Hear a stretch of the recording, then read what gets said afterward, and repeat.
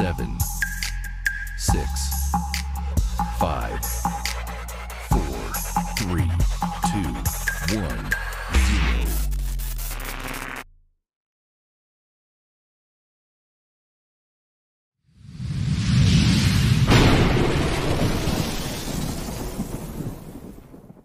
Ayan mga lods, at welcome back sa ating channel. So ito, meron tayong i-share sa inyo na installation, solar installation. So meron na, andito na yung mga materials natin. So ito yung inverter natin.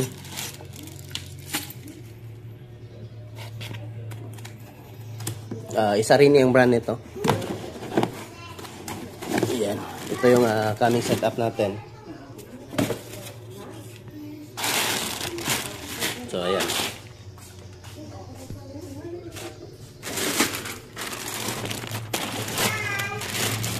Ayan. Ayan o. So 12 kilowatts ito. So ito na. So may 5 years warranty. Sorry ni 12 kilowatts. So yung price nito i-reveal ko lang sa inyo kung magkano siningil ko. Mura lang talaga siningil ko. So meron din tayo ditong tube, no? Flexible na makapal na plastic. Yan, ito yung gagamitin natin para sa solar cable natin sa taas. Para hindi expose yung ating wire. Ayan. So, ito yung mga materials natin. Wiring. So, ito, i-pre-assemble ko na to ngayon. So, may bulkasil din tayo para pag maglagay ng railings, lagyan ng bulkasil. Yung paa. Ayan. Meron tayong 2-volt connector para sa ating ground rod. Ayan yung cable tie. Ito yung wire natin pang ground, number 10. Kanya-kanya, no? Sa AC at saka sa DC. Nandito naman yung mga breaker natin. Binili. Dito ko lang pinalagay eh. Ito yung mga L-pot at saka mid-clamp, in-clamp. ATS. So, battery cable. Ayan. Yung ibang breaker nandito sa loob. Ayan. Then, yung panel natin. Ito. 615 watts, 16 pieces yung sa package ko, 16 pieces. So, ayan, 16 pieces na 615 watts Canadian bifacial. Yan siya. So, ito yung coming natin installation. Yung battery niya ito, dalawa. Yan, ayan yung specs niya. Yan ako.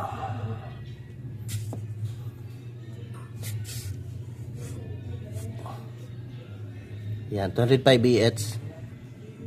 Isa rin din dalawa. Ayan.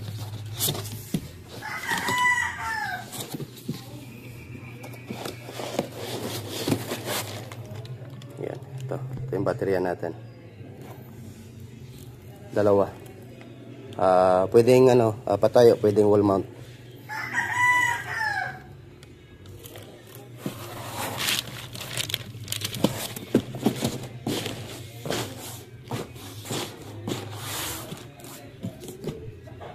So, yan. Ito yung solar cable natin, twin cable. One roll. 100 meters ata ito eh. Ayan, 100 meters. Twin cable. Then, yung ating ito, ground rod natin. And then, yung ating cable tray. 80 by 50. So, ayan, update ko na lang kayo kung in case ano man. I-pre-assemble ko to. Continue tayo mamaya. I-ready ko na to dito para pagdating doon sa area, dikit ko na lang. Mga lods, at ayan. Yan ay mga materials natin. Yes, natin. So, ito na yung mga materials natin. Ito, ATS. And then, SPD AC, no? AC SPD. Then tatlong AC breaker na 63 ampere kasi 12 kilowatts yung natin. And then ito 63 ampere din na high and low voltage current protector. So lagyan natin ng ganito yung output ng ating inverter para safety, no? For in case merong magka-short sila customer door pag may mag-short na wire. Automatic ito magsha-shutdown. Hindi masira ang inverter natin. And then meron tayong watts meter output. And then DC breaker, dalawa. So, Tai-Chi yung available nila eh. Tapos, dalawang DC SPD. Ayan. Then, DC breaker na 225A. Ayan.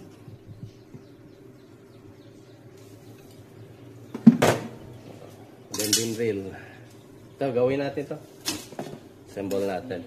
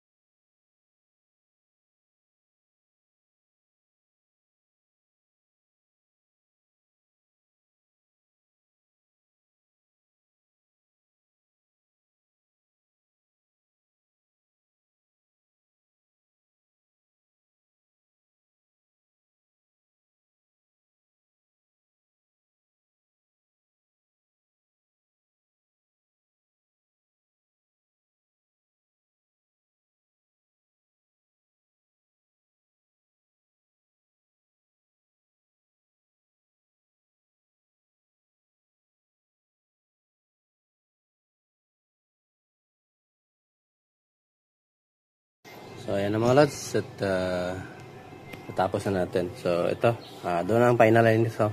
Ang papasok dito ay solar panel lang, solar cable nang galing sa panel, dalawa. Then dito yung main input nila doon sa grid, dito papasok. Then ito yung output din papuntang inverter. So yung output nito nagparallel tayo papunta dito sa taas para sa bypass, no? In case magka problema yung inverter natin, hindi mawawala ng kuryente si client. And then yung sa ating solar dito, sa ating output ng ating inverter, dito papasok yung ating output, no? At galing sa inverter, lalabas, tapos papasok ng breaker. Pagkatapos ng breaker, dito lalabas, output papunta na dito sa taas. And then yung output naman nakaparallel ng ATS, no? So yung output ng ATS, yung main output na ito. So dito na yung main load. Dito muna papasok sa breaker natin yung ating neutral. Ito, neutral dito, pumasok sa neutral dito ng breaker. And then yung live, dito tayo kumuha sa kabila para balance yung wiring, no? Ito kasi para hindi ma-stress yung breaker natin. So dito tayo kumuha sa kabila ng neutral, ng live. Ito, live. Pumasok, dito dumaan. And then, dito dumaan sa ilalim ng ating watts meter, lumabas dito sa live. So ito yung neutral, ito yung live. Ayan. So ayan, galing from neutral papunta dito, pasok sa breaker. Direkta na kasi wala naman tong yung kasi may naglagay pa tayo ng watts meter. Kasi kung walang watts meter, direkta na sana lahat live at saka neutral. So neutral pasok sa breaker. And then yung live, dito tayo kumuha. Pumasok muna, tumakbo muna dito. And then pasok sa watts meter. And then dito. So yung out nito, papuntang load na din, main nila, yung sa main panel board nila, ito na yon. So lahat may breaker nilagyan ko para may control. Ito taga-protekta ng inverter. At yan, bago papasok sa double purpose yung ko nilagay na protection para in case kung mag-shutdown ito or hindi ito mag-shutdown, kung nakaganyan lang, ito yung mag-off. So, yan lang mga lods. Basic lang naman yung wiring. Ito, niready ko na siya. Ito jumper ng ating SPD. Yung ito din sa AC, yung papasok sa ating inverter, dito na din yung SPD niya. Yan. So, lagay lang tayo ng groundings. Doon na sa, yung sa ground rod, doon na tayo mag-clamp.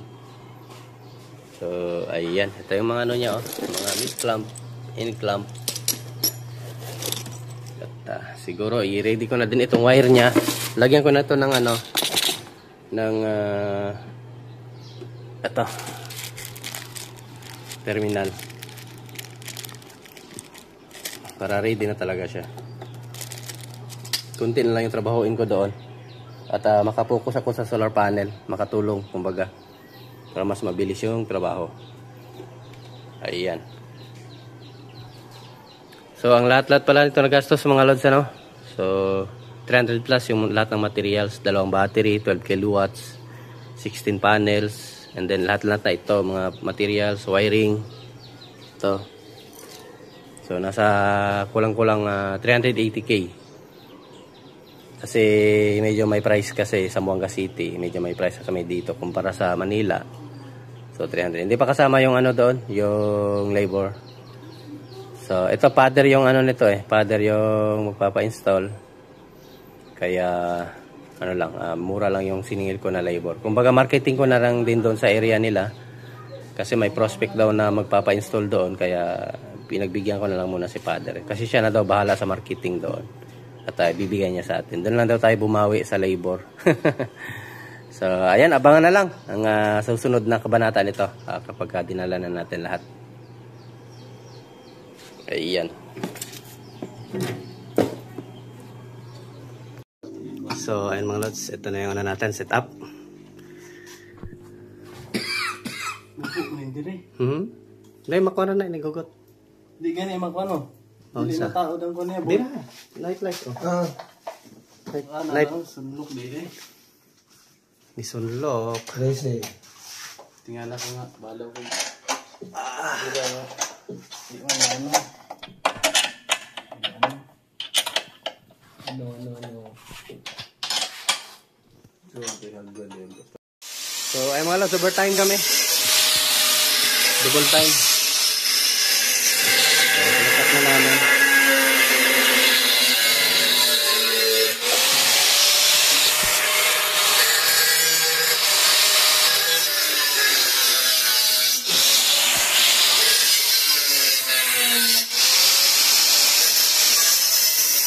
So, ayan na.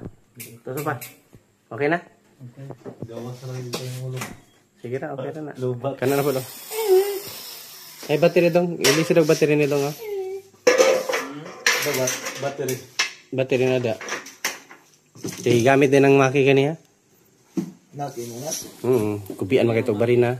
Diyan, dula niya, no? Oo, yung butang kay helicopter daw. Be. Since the pair. Di ba mo? Wala na. Sige na, ibari na. Kaya hugot na to. Ito ganina, trials ito. Ano sa to? Deadline. Nada, Glenn, no? Isa Glenn. Ban ni.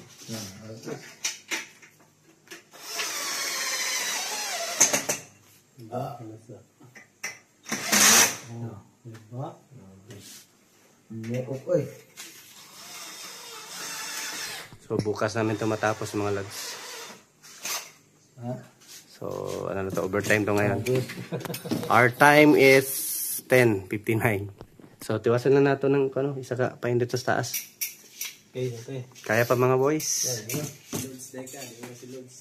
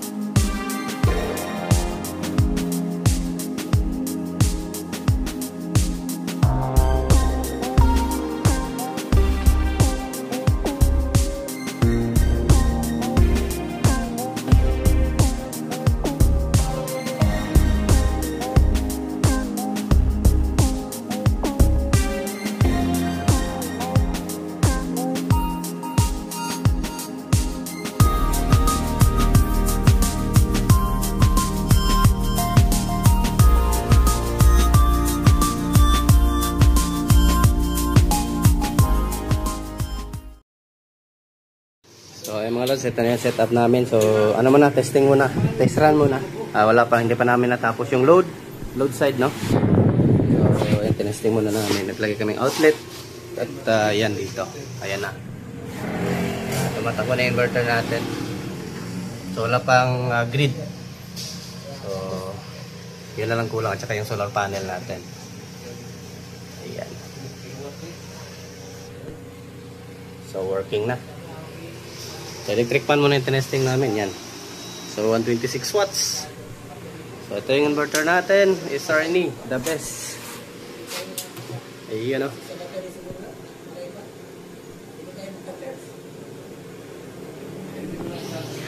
Tapos, ang ano natin, parameters. Specs ng inverter.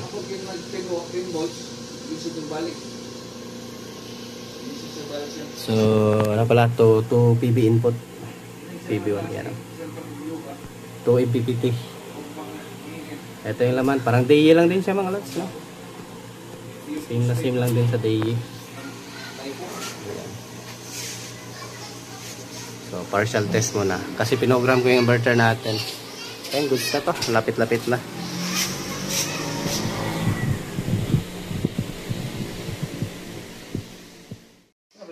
So, ayun, patapos na kami. Ha?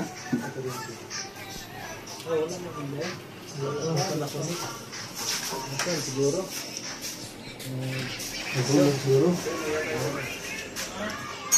Mabasik tutob lang na sa loading.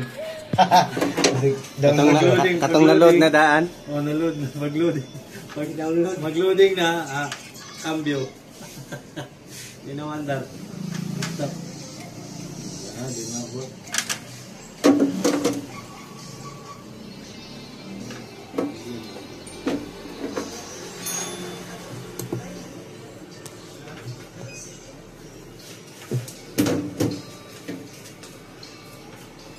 Asan yung yung city sa live? Sa live. Ang araw pasunod sa inverter.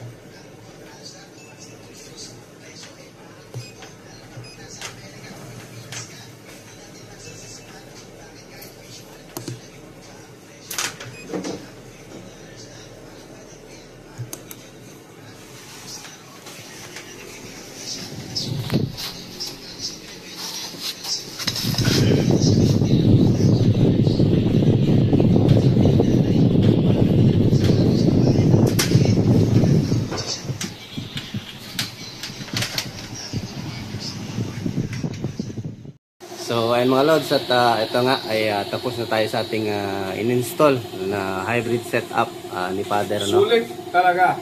Si Father. Sulit na sulit ang trabaho ng ating mga kasama. So ayan, may dalawa tayong battery. hintayin nyo, Yan. magsulat na kayo dahil ito ang tinatawag na sustainable na Energy. energy. Marami kang pwedeng posible na gagawin sa buhay para sa Yan, si Father natin. pagpalago ng kabuhayan. So ayan, ano masabi mo dito, Father? Muraog in Japan. Automatic. Yan o. Yan yung load ngayon ni Father. So, may water refilling si Father, ano? So, nakaanday ngayon ng ang isang 1 horsepower na refilling at heater na para sa silan, sa seal. ang sealing. Tapos ang rice cooker din, nakanda siya. At ang isang freezer. Ang mga ilaw.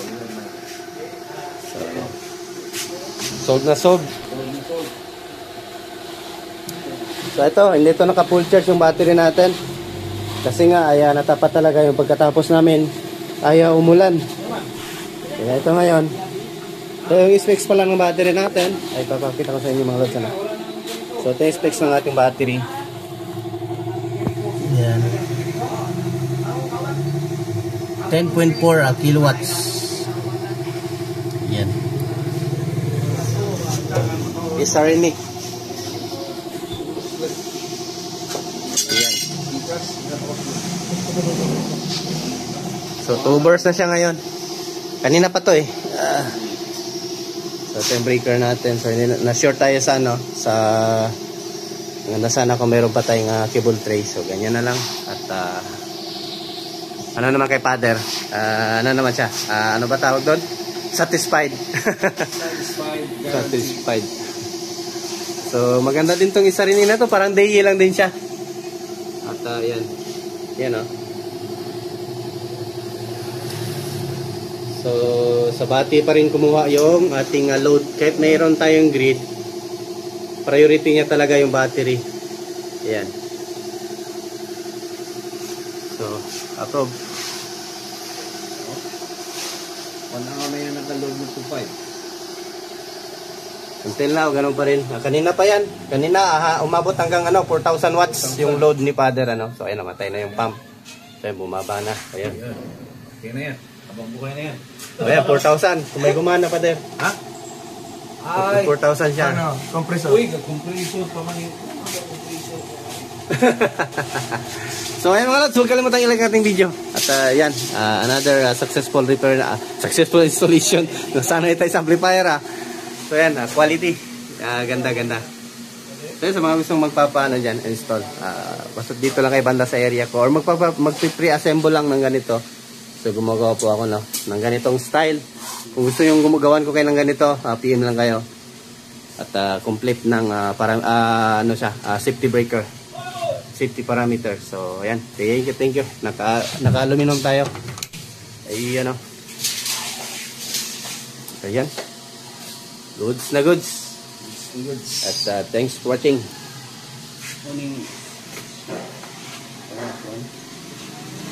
So ito, nakalimutan ko. So, connected na rin pala sa ano to.